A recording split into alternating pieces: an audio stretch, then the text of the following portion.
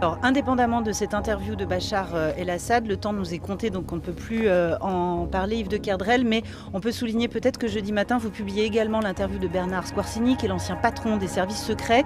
Et qui fait une révélation qui est susceptible de faire sauter effectivement un certain nombre de personnes en France. Il révèle que les services secrets syriens sont venus il y a 2 ans lui proposer la liste de tous les djihadistes français opérant en Syrie. Bernard Squarcini s'est tourné vers son homologue français qui a dit effectivement ça m'intéresse mais il faut que je réfère au Premier ministre Manuel Valls.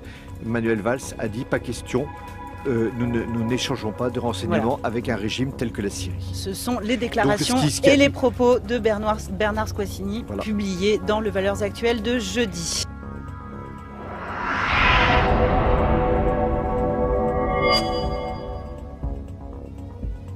Je suis à la fois très heureux et très triste de vous présenter ce numéro exceptionnel de Valeurs Actuelles qui revient sur les tragiques événements du vendredi 13 novembre qui ont ensanglanté Paris et fait 129 victimes. Voilà comment nous avons titré ce numéro, Guerre aux barbares, parce que nous avons affaire non pas à des terroristes politiques, nous avons affaire à des barbares qui veulent démolir notre civilisation.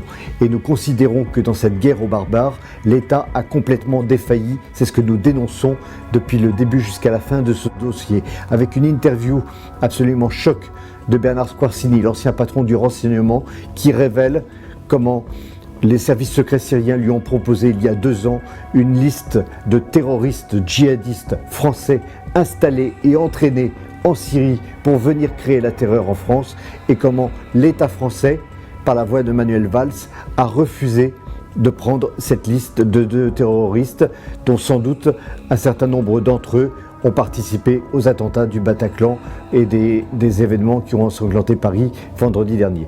En outre, vous trouverez dans ce numéro une interview absolument exclusive et c'est une exclusivité mondiale de Bachar el-Assad, le président syrien, qui revient sur justement la manière de lutter contre le terrorisme, lui qui a affaire à plusieurs formes de terrorisme avec Daesh, Al-Nusra et les rebelles syriens, et qui critique fortement la politique de la France dans cette région.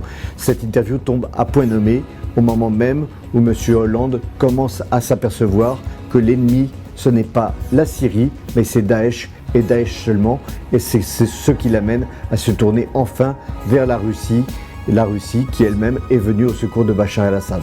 Voilà, donc un numéro extrêmement riche, un numéro très complet que je vous invite à lire, à acheter et qui sera en vente pendant 15 jours de manière exceptionnelle pour que vous puissiez en saisir toute la profondeur. Très bonne lecture à vous.